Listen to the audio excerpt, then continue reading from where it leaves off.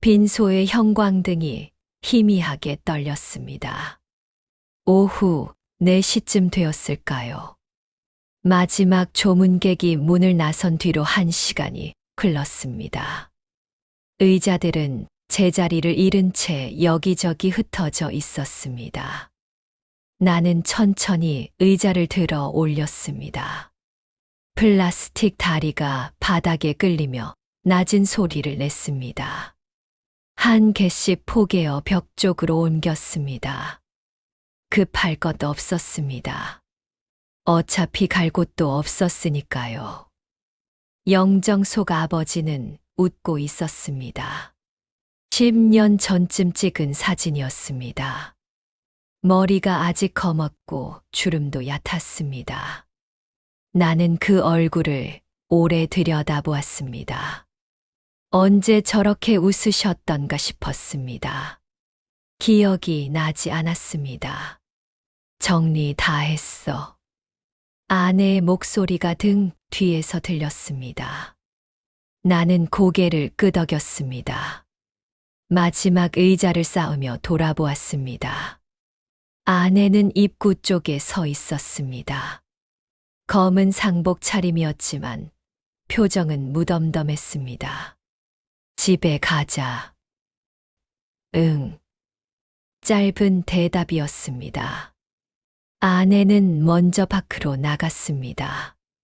나는 영정을 한 번 더 보았습니다. 그리고 고개를 숙여 절을 했습니다. 형식적인 절이었습니다. 무릎이 바닥에 닿지 않았습니다. 집까지는 차로 30분 거리였습니다. 창밖으로 가로등이 지나갔습니다. 아내는 아무 말도 하지 않았습니다. 나도 말을 꺼내지 않았습니다. 우리는 늘 그랬습니다. 말이 필요 없다고 생각했습니다. 아니, 말이 무슨 소용인지 몰랐습니다. 아파트 현관문을 열자 익숙한 냄새가 났습니다. 세제와 공기청정기 냄새였습니다. 아내는 신발을 벗으며 거실 불을 켰습니다. 나는 상복 재킷을 벗어 소파에 걸쳤습니다. 배고프지? 아니, 나도. 아내가 식탁 쪽으로 걸어갔습니다. 그리고 서랍을 열었습니다. A사 용지 한 장을 꺼냈습니다. 식탁 위에 내려놓았습니다. 하얀 종이였습니다. 검은 글씨가 빽빽했습니다.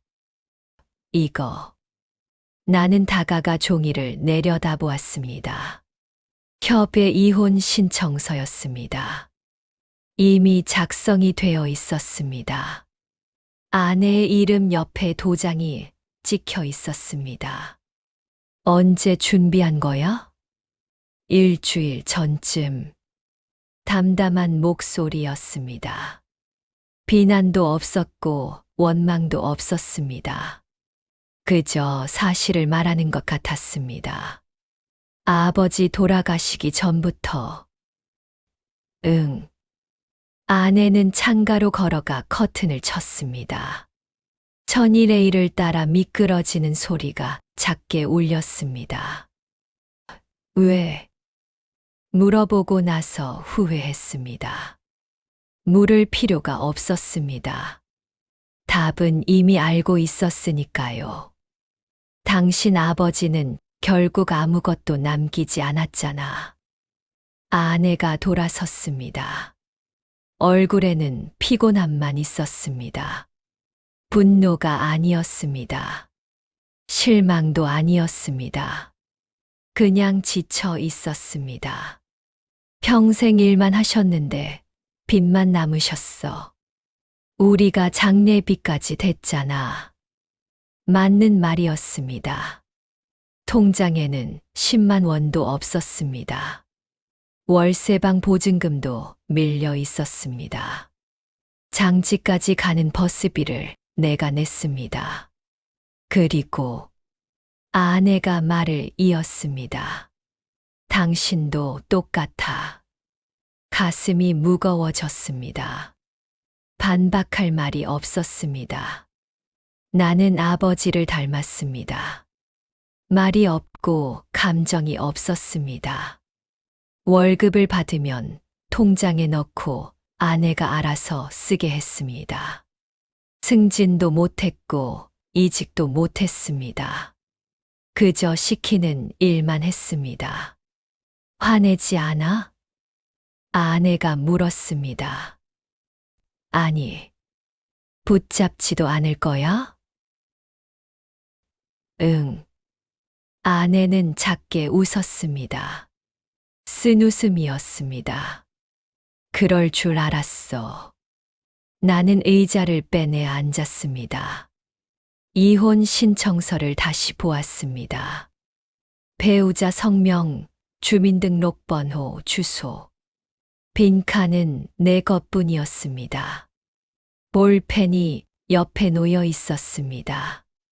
언제까지 쓰면 돼? 내일 법원에 접수할 거야. 알았어. 나는 볼펜을 집어들었습니다. 이름을 썼습니다. 주민번호를 썼습니다. 동의한다는 란에 체크했습니다. 손이 떨리지 않았습니다. 머릿속이 텅 비어 있었습니다. 도장은 서재에 있었습니다. 일어나 안방을 지나 작은 방으로 갔습니다. 책상 서랍을 열었습니다. 도장함이 보였습니다. 뚜껑을 열고 내 도장을 꺼냈습니다. 식탁으로 돌아왔을 때 아내는 소파에 앉아 있었습니다. 핸드폰을 보고 있었습니다. 나는 이름 옆에 도장을 찍었습니다. 붉은 인주가 종이에 번졌습니다. 다 했어. 아내가 고개를 들었습니다. 일어나 식탁으로 왔습니다. 서류를 집어들고 확인했습니다. 그리고 파일에 넣었습니다. 고마워. 이상한 말이었습니다. 이혼 서류에 도장 찍은 사람에게 고맙다니. 하지만 나도 이해했습니다. 복잡하게 만들지 않아서 고맙다는 뜻이었습니다. 나 오빠네 가서 잘게. 그래. 아내는 방으로 들어가 간단히 짐을 쌌습니다. 캐리어를 끌고 나왔습니다. 현관에서 신발을 신었습니다. 집은 당신이 써. 어차피 전세니까. 응. 다음 주에 짐 빼러 올게. 그래. 문이 열렸습니다. 복도 불빛이 어둠 속으로 새어 들어왔습니다. 아내가 문지방을 넘었습니다.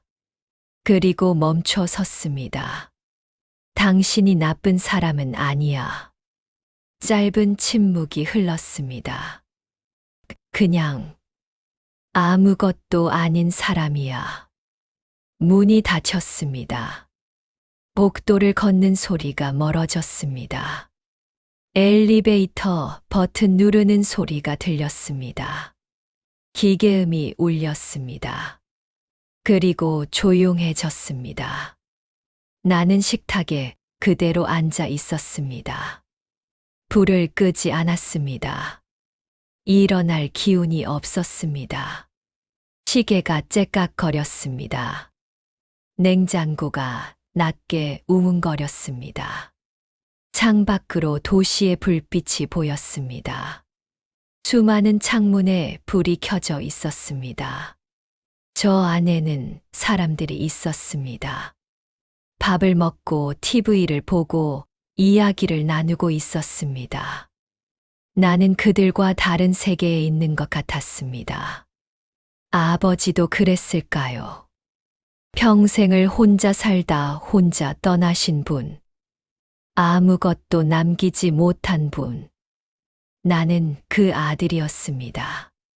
그리고 이제 정말 혼자였습니다. 초인종이 울렸습니다.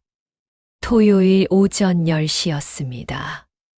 나는 소파에 누워 있었습니다.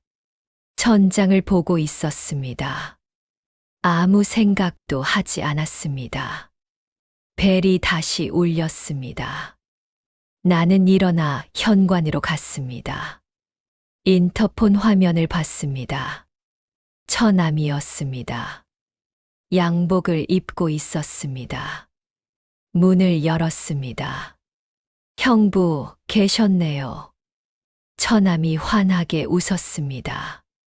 손에 과일 상자를 들고 있었습니다. 들어와. 실례합니다. 처남은 신발을 벗으며 집 안을 둘러봤습니다. 텅 빈 거실을 보는 눈빛이었습니다. 아내가 가져간 소품들, 쿠션, 액자가 사라진 자리를 확인하는 것 같았습니다. 누나가 며칠 전에 나갔다고 들었어요. 응. 힘드시죠? 나는 대답하지 않았습니다. 부엌으로 가서 물을 따랐습니다. 처남은 식탁에 앉았습니다. 과일 상자를 내려놓으며 주위를 살폈습니다. 그래도 형부는 괜찮으실 것 같은데요. 처남이 웃으며 말했습니다. 원래 혼자 계셔도 불편 없으시잖아요. 물컵을 내밀었습니다. 처남이 받아들었습니다. 한 모금 마시고 컵을 내려놓았습니다. 형부, 장인어른 유산 정리는 하셨어요? 갑작스러운 질문이었습니다. 아니, 갑작스럽지 않았습니다. 이게 오늘 온 이유였습니다. 유산이라고 할 게 없는데. 그래도 확인은 해보셨어요? 요즘엔 숨겨둔 재산 있는 경우도 많잖아요. 처남의 목소리가 한 톤 높아졌습니다. 보험이나 예금 같은 거, 아니면 땅이라든가. 아버지는 그런 거 없었어. 그걸 어떻게 알아요? 형부도 모를 수 있잖아요. 처남이 몸을 앞으로 기울였습니다. 요즘엔 정리 안 하면 탈나요. 채권자들이 갑자기 나타나기도 하고, 아니면 숨겨둔 빚이 있다든가. 빚은 없어. 다 확인했어. 그럼 재산은요? 없다니까. 진짜 하나도요? 처남의 표정이 조금 굳었습니다. 실망한 얼굴이었습니다. 그래도 한 번 더 찾아보세요. 혹시 모르잖아요. 장인어른이 평생 일하셨는데 진짜 아무것도 없을 리가. 나는 컵을 들어 물을 마셨습니다. 찬물이 목을 타고 내려갔습니다. 처남은 한참을 더 앉아 있었습니다. 이런저런 이야기를 했습니다. 경제가 어렵다는 이야기, 사업 자금이 필요하다는 이야기. 나는 듣고만 있었습니다. 그럼 저는 이만. 처남이 일어났습니다. 현관으로 걸어가며 한 번 더 돌아봤습니다. 형부, 진짜 한 번만 더 확인해 보세요. 부동산 같은 거. 등기부 떼보면 나와요. 알았어. 그럼 연락 주세요. 문이 닫혔습니다. 발소리가 복도를 따라 멀어졌습니다. 나는 식탁에 그대로 앉아 있었습니다. 과일 상자를 내려다봤습니다. 사과가 5개 들어 있었습니다. 값싼 상자였습니다. 창밖으로 구름이 흘러갔습니다. 하늘은 회색이었습니다. 비가 올 것 같았습니다. 저녁이 되었습니다. 나는 라면을 끓여 먹었습니다. 설거지를 하고 거실 불을 껐습니다. 침대에 누웠습니다. 핸드폰을 봤습니다. 아내에게서 온 메시지는 없었습니다. 회사 단톡방에 공지 하나가 떠 있었습니다. 읽지 않았습니다. 1시간쯤 지났을까요? 잠이 오지 않았습니다. 일어나 서재로 갔습니다. 책상 서랍을 열었습니다. 수첩이 있었습니다. 검은 표지의 작은 수첩이었습니다. 아버지 유품을 정리할 때 가져온 것이었습니다. 책상 스탠드를 켰습니다. 수첩을 펼쳤습니다. 빈 페이지였습니다. 아버지가 쓰던 것은 아니었습니다. 그저 서랍에 있던 새 수첩이었습니다. 펜을 꺼냈습니다. 날짜를 적었습니다. 2025년 12월 21일 토요일 오전 10시. 그 아래 적었습니다. 김민수 처남 방문. 유산 관련 질문. 짧게 적었습니다. 감정은 쓰지 않았습니다. 그가 한 말을 기억나는 대로 옮겼습니다. 요즘엔 정리 안 하면 탈나요. 숨겨둔 재산 있는 경우도 많잖아요. 사업 자금이 필요해서. 마지막 문장은 그가 직접 한 말은 아니었습니다. 하지만 문맥상 분명했습니다. 나는 펜을 내려놓았습니다. 수첩을 보았습니다. 검은 글씨가 하얀 종이 위에 가지런히 놓여 있었습니다. 아버지가 떠올랐습니다. 아버지도 늘 뭔가를 적었습니다. 작은 다이어리를 항상 주머니에 넣고 다녔습니다. 식사 후에도 버스를 기다리면서도 잠들기 전에도 꺼내서 적었습니다. 어렸을 때 물어본 적이 있었습니다. 아빠, 뭐 쓰는 거예요? 아버지는 잠깐 나를 보더니 다이어리를 덮었습니다. 기록이다. 왜요? 말은 사라지지만 기록은 남는다. 그때는 무슨 뜻인지 몰랐습니다. 지금도 완전히 이해하지는 못했습니다. 하지만 이상하게 손이 움직였습니다. 펜을 들고 적고 또 적었습니다. 다음 날 일요일 아무도 찾아오지 않았습니다. 나는 집에만 있었습니다. 빨래를 돌렸습니다. 청소기를 돌렸습니다. 점심은 편의점 도시락을 먹었습니다. 저녁 무렵 아내에게서 문자가 왔습니다. 다음 주 수요일 짐 빼러 갈게요. 오전 10시쯤. 나는 답장을 보냈습니다. 알았어. 수첩을 다시 펼쳤습니다. 새 페이지에 적었습니다. 12월 22일 일요일 오후 6시 15분. 아내 문자. 수요일 오전 10시 방문 예정. 그뿐이었습니다. 더 쓸 말이 없었습니다. 수첩을 덮고 서랍에 넣었습니다.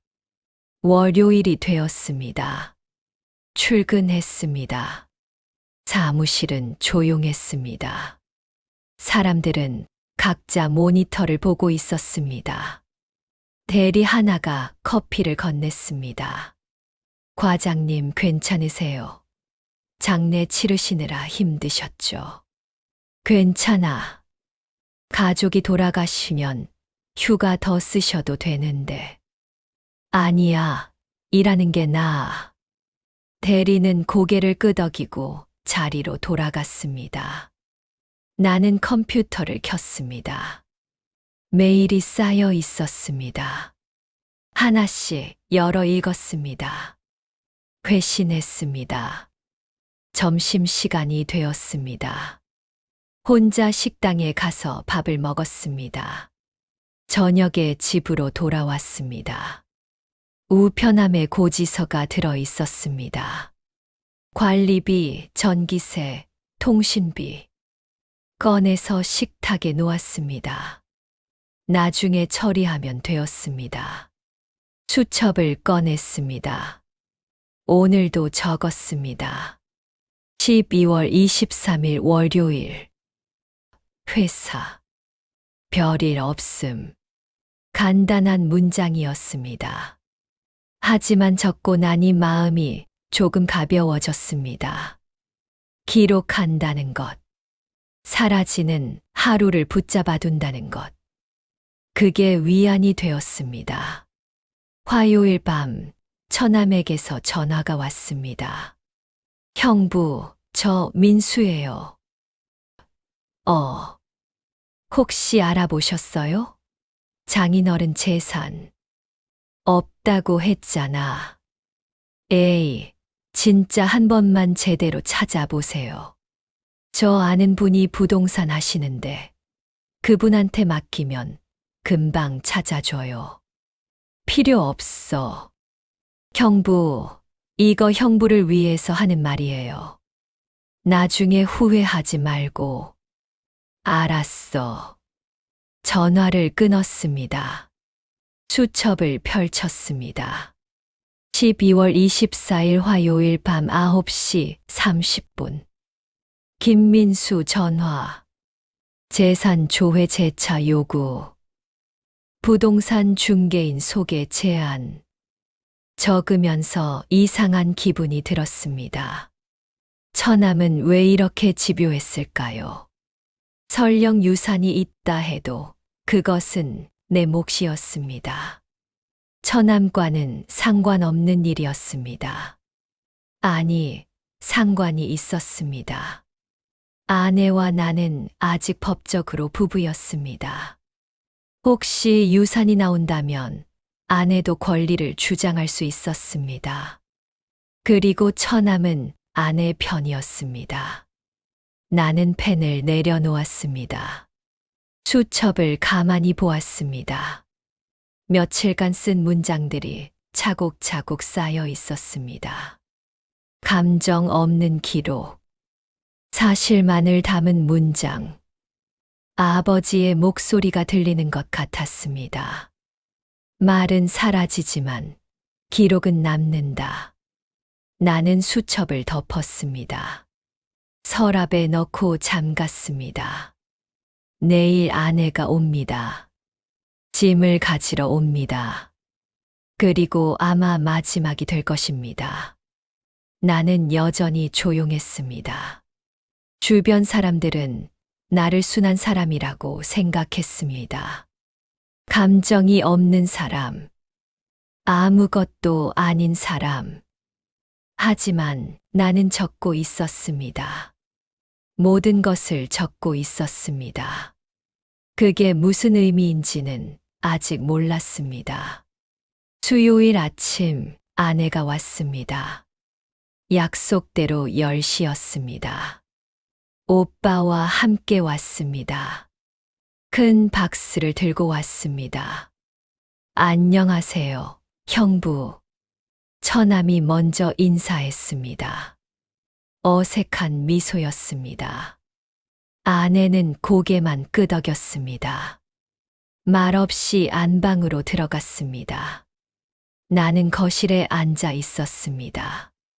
아내가 옷장을 여는 소리, 서랍을 당기는 소리가 들렸습니다. 처남은 베란다 쪽을 기웃거렸습니다. 짐이 많지 않네요.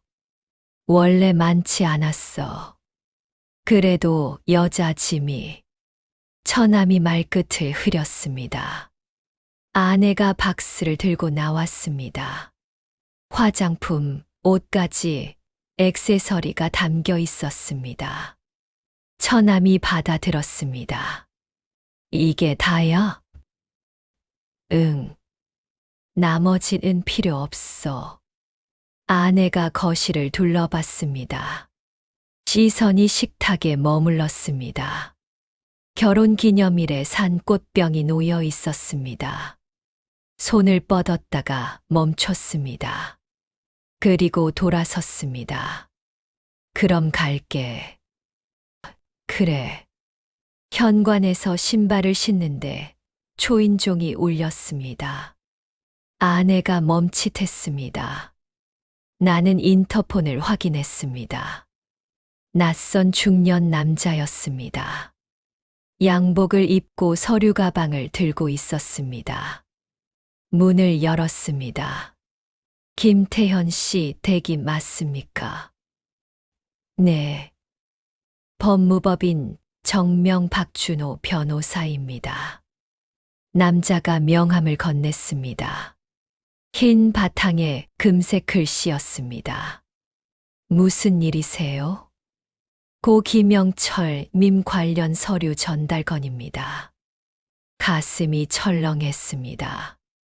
아버지 이름이었습니다. 뇌에서 처남이 귀를 쫑긋 세우는 게 느껴졌습니다.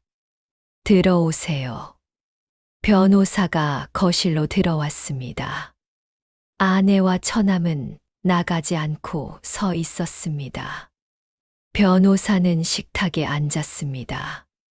서류 가방을 열었습니다. 봉투를 꺼냈습니다. 고인께서 생전에 작성하신 유언장입니다. 유언장이요? 네. 제가 공증한 서류입니다. 2년 전에 작성하셨습니다. 봉투를 내밀었습니다. 나는 받아들었습니다. 무거웠습니다. A사 용지 여러 장이 들어 있었습니다. 제가 간단히 설명드리겠습니다. 변호사가 안경을 고쳤었습니다. 고 김영철님은 서울시 강남구 논현동 소재 상가 건물의 지분 30%를 보유하고 계셨습니다. 순간 귀를 의심했습니다. 처남이 헛기침을 했습니다. 아내는 미동도 하지 않았습니다. 죄송한데 다시 한번. 강남구 논현동 상가 건물 5층 규모입니다. 현재 시가 약 80억 원. 고인의 지분은 30%이므로 약 24억 원에 해당합니다. 변호사가 서류를 펼쳤습니다. 등기부등본이었습니다. 아버지 이름이 분명히 적혀 있었습니다. 이건 뭔가 착오가. 확인했습니다. 1998년부터 보유하셨습니다. 당시 4명이 공동 투자하신 건물입니다. 아버지가 경비 일을 하셨는데 그 건물 경비실에 근무하신 게 맞습니다. 변호사가 고개를 끄덕였습니다. 고인께서 일부러 그렇게 사신 겁니다. 본인의 지분을 밝히지 않으시고 머릿속이 하얘졌습니다. 아버지는 평생 경비 일을 하셨습니다. 좁은 경비실에서 CCTV를 보고 택배를 정리하셨습니다. 월급은 200만 원이 채 안 되었습니다. 왜요? 고인께서 남기신 친필 편지가 있습니다. 변호사가 봉투 하나를 더 꺼냈습니다. 낡은 봉투였습니다. 아버지 글씨로 태현에게라고 적혀 있었습니다. 손이 떨렸습니다. 봉투를 뜯었습니다. 편지지 2장이 들어 있었습니다. 아버지의 글씨였습니다. 또박또박 천천히 쓴 글씨. 태현아, 이 편지를 읽을 때쯤이면 아버지는 없을 것이다. 미안하다. 말하지 않았던 것들이 많다. 아버지는 너를 속였다. 가난한 경비원인 척했다. 사실은 이 건물의 주인 중 한 명이었다. 1998년 친구 셋과 함께 이 건물을 샀다. 당시 내 몫은 2억이었다. 전 재산을 넣었다. 그리고 경비실에 들어갔다. 친구들은 말렸다. 내가 왜 그러냐고 했다. 하지만 나는 그게 좋았다. 건물을 지키는 일. 매일 아침 문을 여는 일, 임차인들과 인사하는 일, 돈을 벌기 위해 일하지 않았다. 일 자체가 좋았다. 그리고 너, 내가 돈으로 평가받는 사람이 되지 않길 바랐다. 부자 아들로 자라지 않길 바랐다. 내가 스스로 서는 사람이 되길 바랐다. 아버지의 선택이 옳았는지는 모르겠다. 어쩌면 이기적이었을지도 모른다. 하지만 후회하지 않는다. 너는 돈 없이도 성실한 사람으로 자랐다. 그걸로 충분하다. 이제 건물은 내 몫이다. 지분 30%와 그동안 쌓인 배당금 약 8억. 팔아도 좋고 가져도 좋다. 내가 되면 내가 결정해라. 사랑한다. 태연아. 아버지가 편지가 흔들렸습니다. 손이 떨려서였습니다. 눈앞이 흐려졌습니다. 눈물이 아니었습니다. 그냥 초점이 흐려졌습니다. 처남이 목소리를 냈습니다. 형부, 그게 진짜예요. 변호사가 대답했습니다. 공증된 서류입니다. 법적 효력이 있습니다.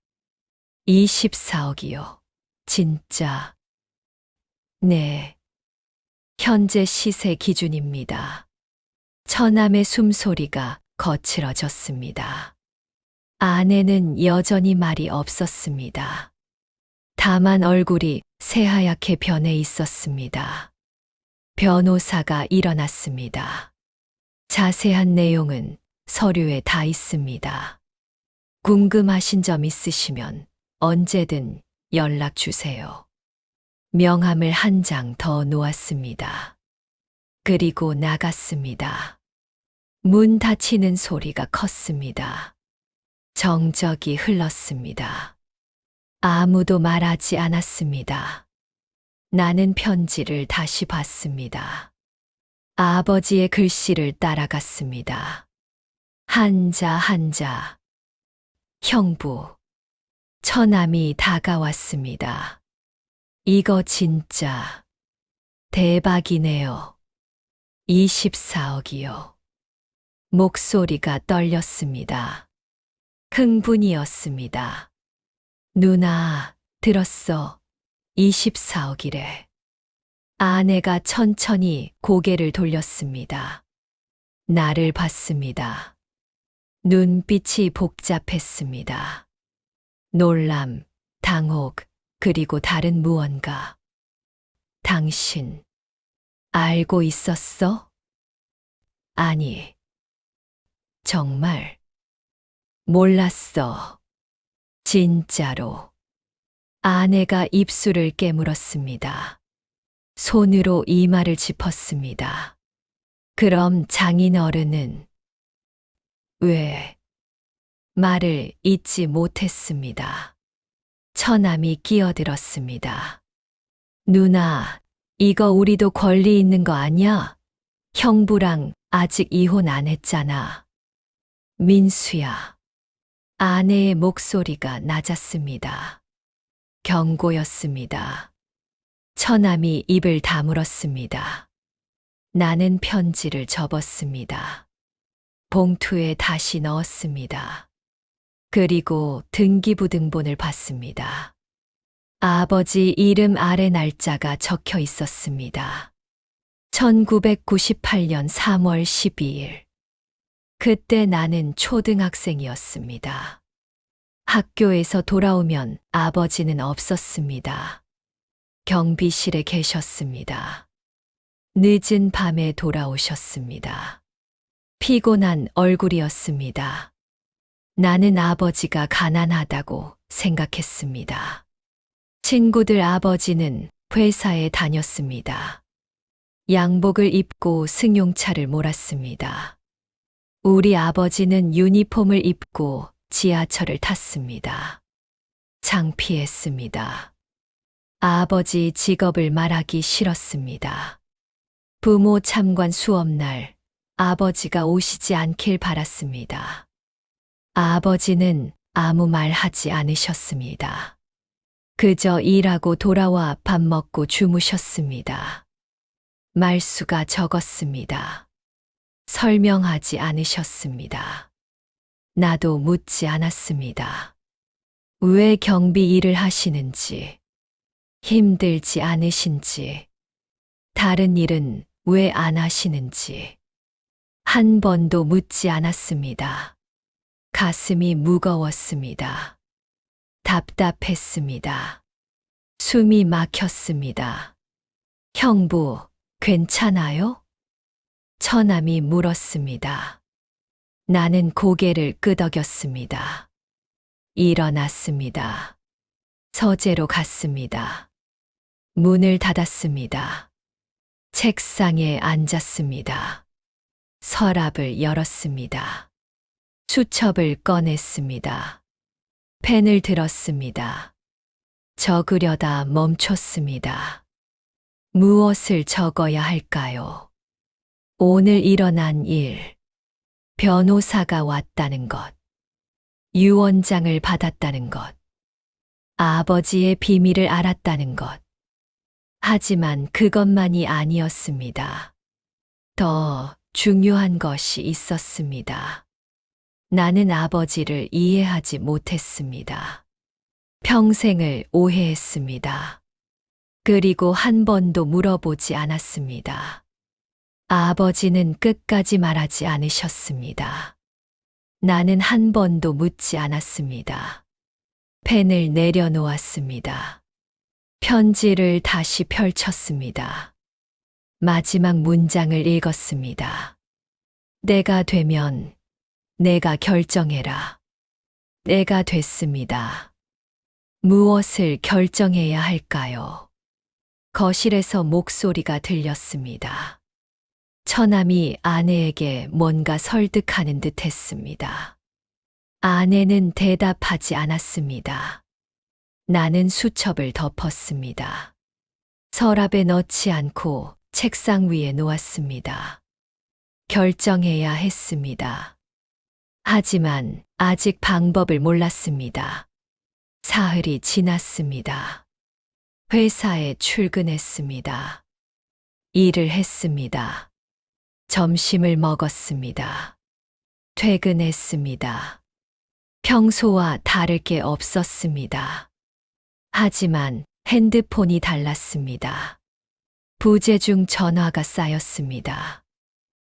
처남이었습니다. 하루에 3번, 4번. 문자도 왔습니다. 형부, 전화 좀 받아주세요. 할 말이 있어요. 오해가 있는 것 같아요. 나는 답장하지 않았습니다. 전화도 받지 않았습니다. 목요일 저녁 아내에게서도 문자가 왔습니다. 잠깐 이야기하자. 얼굴 보고. 짧은 문장이었습니다. 예전의 명령조가 아니었습니다. 조심스러운 어조였습니다. 나는 답장했습니다. 할 말 없어. 금요일 오전 출근길에 처남이 전화했습니다. 이번에는 받았습니다. 형부, 왜 이래요? 전화를 안 받아. 목소리가 떨렸습니다. 조급했습니다. 바빴어. 형부, 저 그날 실례했어요. 제가 흥분해서 그랬어요. 알았어. 그러니까 우리 한번 만나서 얘기해요. 형부도 힘드실 텐데 가족끼리 으쌰으쌰 해야죠. 으쌰으쌰. 아, 그러니까 서로 도와야 한다는. 필요 없어. 형부, 제발. 목소리가 간절했습니다. 나는 전화를 끊었습니다. 회사에 도착했습니다. 자리에 앉았습니다. 점심시간에 박준호 변호사에게 전화했습니다. 변호사님, 저 김태연입니다. 네, 김 과장님. 무슨 일이세요? 내용 증명 보내고 싶은데요. 누구에게요? 아내와 처남에게. 변호사가 잠시 침묵했습니다. 내용이 어떻게 되나요? 재산 분할 대상 없다는 것. 추가 연락 시 법적 대응하겠다는 것. 이혼 소송 중이신가요? 협의 이혼 서류에 서명했어요. 제출은 아직. 알겠습니다. 월요일까지 준비하겠습니다. 전화를 끊었습니다. 오후 업무를 마쳤습니다. 퇴근했습니다. 집에 돌아와 라면을 끓였습니다. 수첩을 꺼냈습니다. 12월 27일 금요일. 변호사에게 내용 증명 의뢰. 김민수, 아내에게 발송 예정. 적고 보니 마음이 가벼워졌습니다. 결정을 내렸다는 것. 행동했다는 것. 그게 중요했습니다. 월요일 오전 변호사에게서 연락이 왔습니다.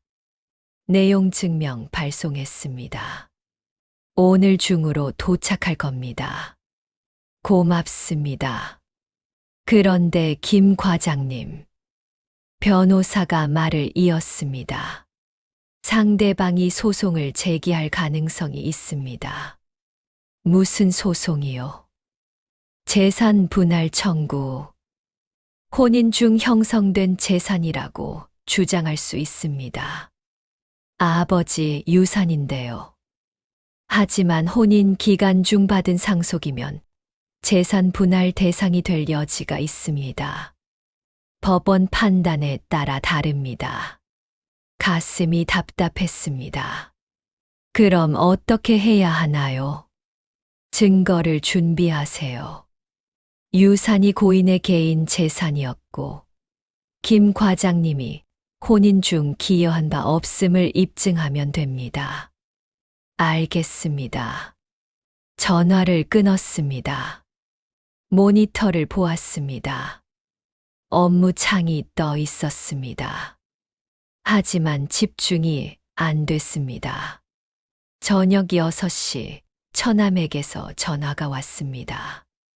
받지 않았습니다. 문자가 왔습니다. 형부, 이게 뭐예요? 내용 증명이? 우리가 뭘 어쨌다고 이래요? 너무한 거 아니에요? 나는 답장하지 않았습니다. 1시간 뒤 아내에게서 전화가 왔습니다. 이번에는 받았습니다. 여보세요. 아내의 목소리였습니다. 차가웠습니다. 당신, 이거 진심이야? 응. 내용 증명까지 보내? 그래. 우리가 뭘 잘못했는데. 나는 대답하지 않았습니다. 아내가 숨을 크게 내쉬었습니다. 당신, 그 돈 혼자 먹을 생각이야? 아버지 유산이야. 혼인 중에 받은 거잖아. 상속이야. 법적으로 따지면 나한테도 권리 있어. 그럼 소송해. 침묵이 흘렀습니다. 아내가 말했습니다. 그래. 알았어. 그렇게 나오는 거지? 응. 후회하지 마. 전화가 끊겼습니다. 나는 핸드폰을 내려놓았습니다. 창밖을 봤습니다. 어두웠습니다. 거리에 불빛이 켜졌습니다. 수첩을 펼쳤습니다. 12월 30일 월요일. 아내 전화. 소송 암시. 다음 날 화요일. 회사에 등기우편이 왔습니다. 총무팀에서 전달했습니다. 법원 봉투였습니다. 뜯어봤습니다. 소장이었습니다. 제3분할 청구의 수도. 원고 박수진 아내. 피고 김태현. 내용을 읽었습니다. 혼인 중 형성된 재산임으로 분할해야 한다는 주장이었습니다. 청구 금액은 12억. 유산의 절반이었습니다. 옆자리 대리가 물었습니다. 과장님, 무슨 우편이에요? 아무것도 아니야. 소장을 봉투에 넣었습니다. 서랍에 넣었습니다. 일을 계속했습니다. 하지만 손이 떨렸습니다. 마우스를 쥔 손이 축축했습니다. 점심시간에 변호사에게 전화했습니다. 소장 받았습니다. 예상했습니다. 답변서를 준비해야 합니다. 이길 수 있나요? 변호사가 잠시 생각했습니다. 상속 재산은 원칙적으로 분할 대상이 아닙니다. 하지만 예외가 있습니다. 예외요? 혼인 중 배우자가 재산 형성에 기여했다면 인정될 수 있습니다. 하지만 김 과장님의 경우 아버님이 돌아가시기 전까지 유산 존재를 몰랐고 기여한 바도 없습니다. 그럼 괜찮은 거죠? 네. 충분히 방어할 수 있습니다. 고맙습니다. 전화를 끊고 자리로 돌아왔습니다. 오후 내내 일에 집중했습니다. 퇴근 후 집에 돌아왔습니다. 샤워를 했습니다. 물이 뜨거웠습니다. 김이 욕실을 가득 채웠습니다. 거울을 봤습니다. 흐릿한 내 얼굴이 보였습니다. 수염이 자랐습니다. 눈 밑에 다크서클이 생겼습니다. 이제 때가 왔다. 중얼거렸습니다. 내 목소리가 작았습니다. 하지만 분명했습니다. 아버지는 말씀하셨습니다.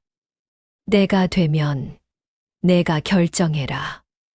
때가 왔습니다. 그들이 먼저 움직였습니다.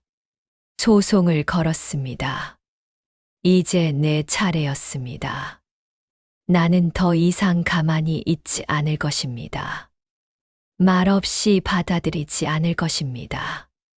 아버지가 지켜온 것, 나를 위해 숨겨온 것을 지킬 것입니다.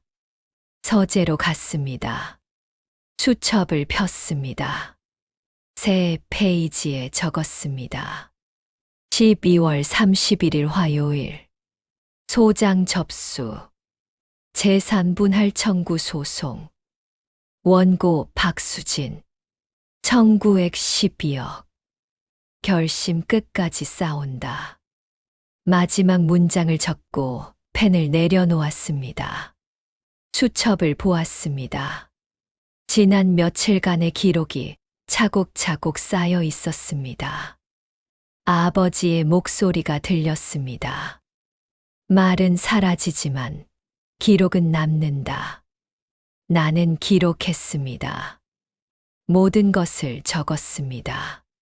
전화 내용, 문자 내용, 날짜와 시간. 이제 그 기록이 무기가 될 것입니다. 창밖으로 새해 전야의 거리가 보였습니다. 사람들이 분주히 움직였습니다. 불꽃놀이 준비를 하는 듯 했습니다. 나는 조용히 앉아 있었습니다. 떠들썩한 세상과 멀리 떨어진 곳에서. 하지만 이제 나는 알았습니다.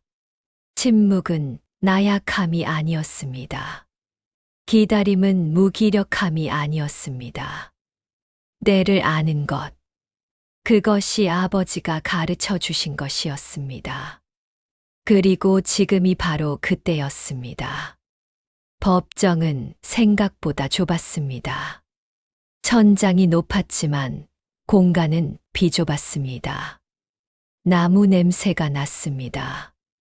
형광등이 하얗게 빛났습니다. 1월 중순 첫 변론기일이었습니다. 나는 피고석에 앉아 있었습니다. 옆에 박준호 변호사가 있었습니다. 건너편에 아내가 앉았습니다. 검은 재킷을 입었습니다. 얼굴에 화장을 했습니다. 처남은 방청석에 있었습니다. 판사가 들어왔습니다. 중년 여성이었습니다. 서류를 내려다봤습니다. 재산분할 청구 사건 맞습니까? 네. 원고 측 변호사가 대답했습니다. 젊은 남자였습니다. 안경을 쓰고 있었습니다. 원고 측 주장 들어보겠습니다. 변호사가 일어났습니다. 서류를 읽었습니다. 피고는 혼인 기간 중 약 24억 원 상당의 부동산 지분을 상속받았습니다. 이는 혼인 중 형성된 재산으로 봐야 합니다. 판사가 끄덕였습니다. 피고 측은요? 박준호 변호사가 일어났습니다. 상속 재산은 원칙적으로 재산 분할 대상이 아닙니다. 또한 원고는 해당 재산 형성에 기여한 바가 없습니다. 증거 자료 제출하셨습니까? 네. 유언장 등기부 등본 그리고 고인의 친필 편지입니다. 변호사가 서류 뭉치를 건넸습니다. 판사가 받아들었습니다. 천천히 읽었습니다. 표정이 없었습니다. 시간이 흘렀습니다. 법정은 조용했습니다.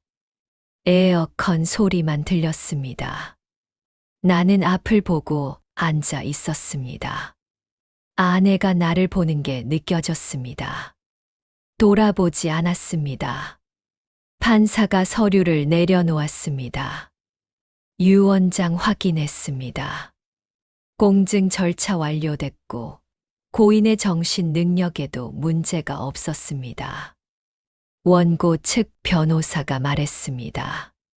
하지만 재판장님, 원고는 혼인 생활 동안 피고를 내조했습니다. 가사를 전담하고 피고의 직장 생활을 지원했습니다. 그것과 상속 재산은 별개입니다. 판사의 목소리가 단호했습니다. 고인은 1998년부터 해당 부동산을 보유했습니다. 원고와 피고의 혼인 시기는 2018년입니다. 20년 전부터 형성된 재산입니다. 하지만 또한 고인의 편지에 명확히 기재돼 있습니다. 아들에게만 상속한다는 의사가 분명합니다. 변호사가 입을 다물었습니다. 판사가 서류를 정리했습니다. 이 사건은 원고의 청구를 인정할 근거가 없습니다.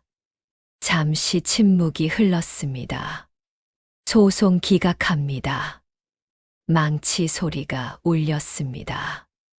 짧고 무거운 소리였습니다. 다음 사건 준비하세요. 판사가 일어났습니다. 법정을 나갔습니다. 나는 그대로 앉아 있었습니다. 박준호 변호사가 어깨를 두드렸습니다. 이겼습니다.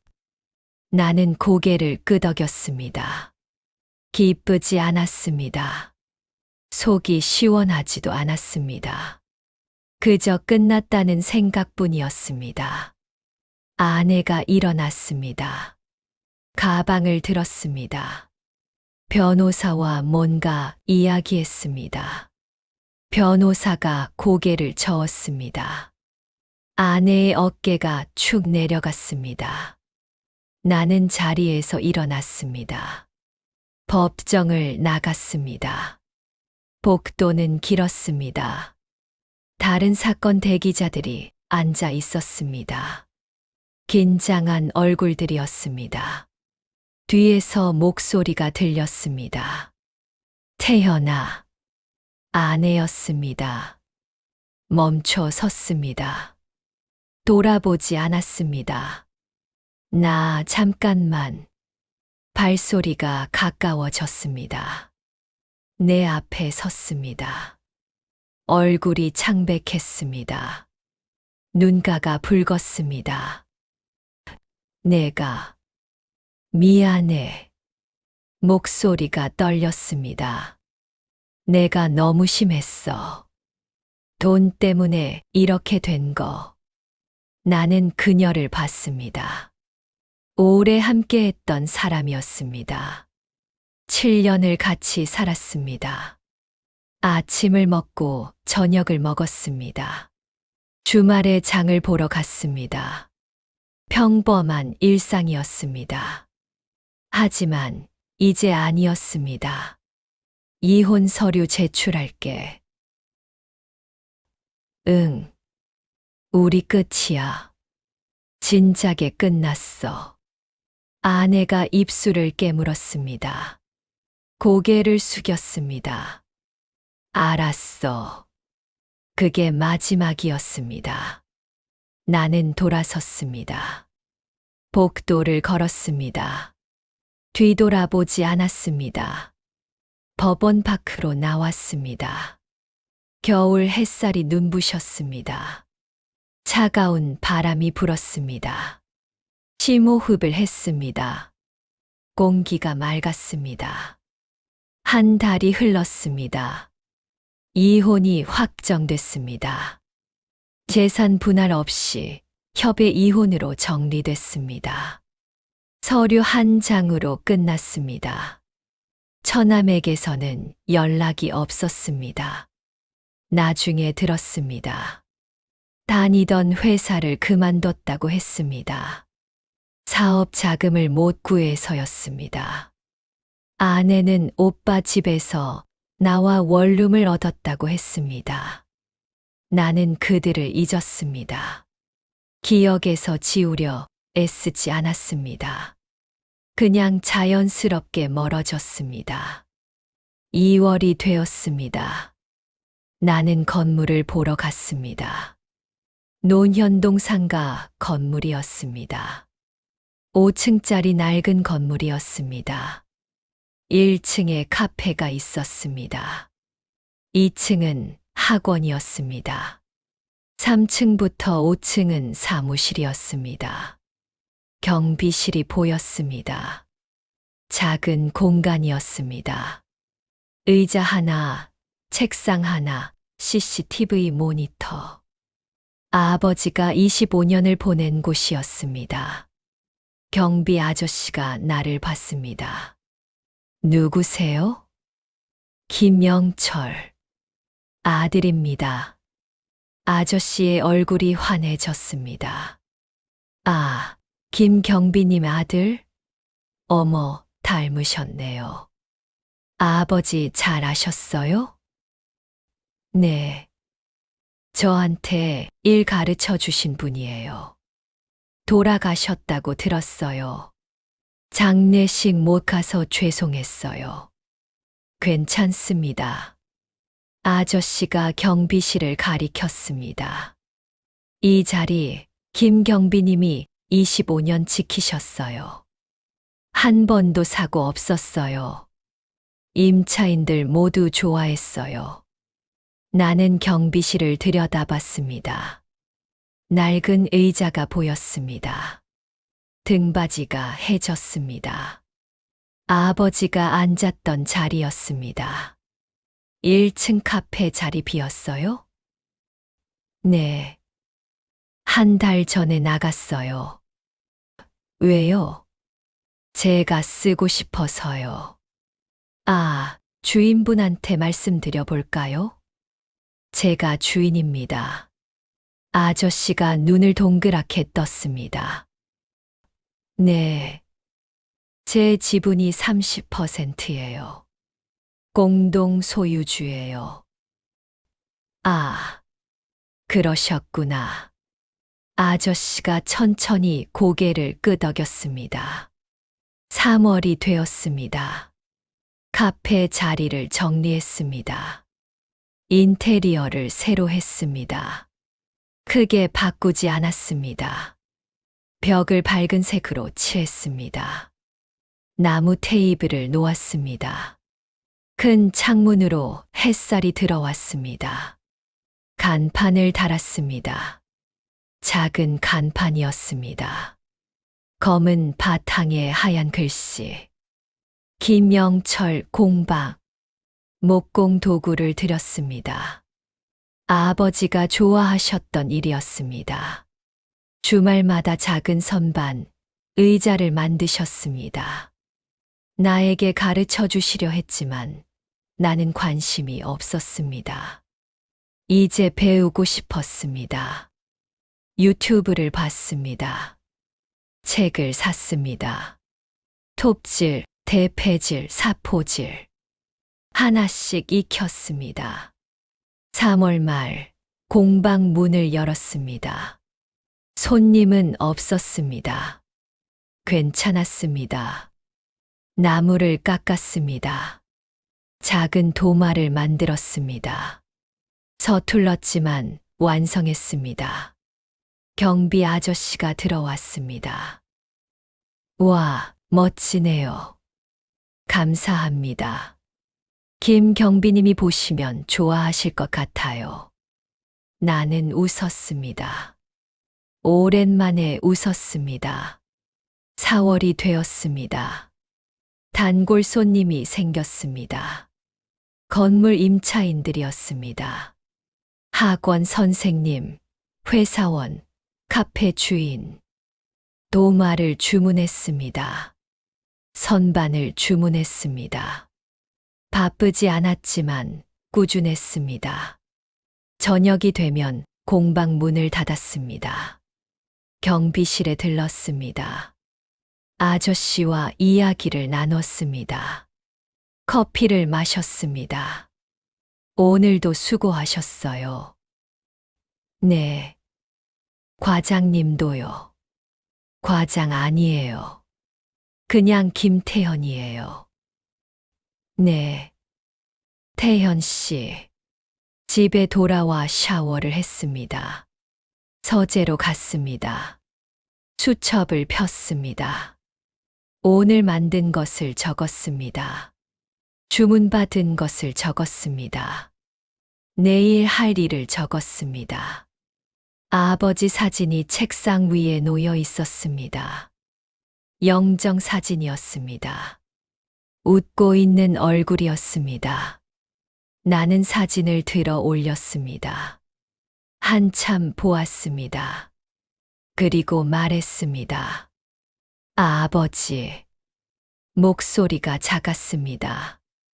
이제는 제가 지킬 차례네요. 사진 속 아버지는 대답하지 않았습니다. 그저 웃고 있었습니다. 나는 사진을 내려놓았습니다. 수첩을 덮었습니다. 불을 껐습니다. 창밖으로 봄밤이 보였습니다. 별이 희미하게 빛났습니다. 도시의 불빛이 하늘을 가렸지만 그래도 별은 있었습니다. 나는 혼자였습니다. 하지만 외롭지 않았습니다. 아버지가 남긴 것들이 있었습니다. 건물, 경비실, 그리고 침묵의 의미. 말하지 않아도 되는 것들이 있었습니다. 기록하면 남는 것들이 있었습니다. 나는 이제 알았습니다. 아버지는 아무것도 남기지 않은 게 아니었습니다. 모든 것을 남기셨습니다. 살아가는 방법을, 지키는 방법을, 그리고 때를 아는 방법을.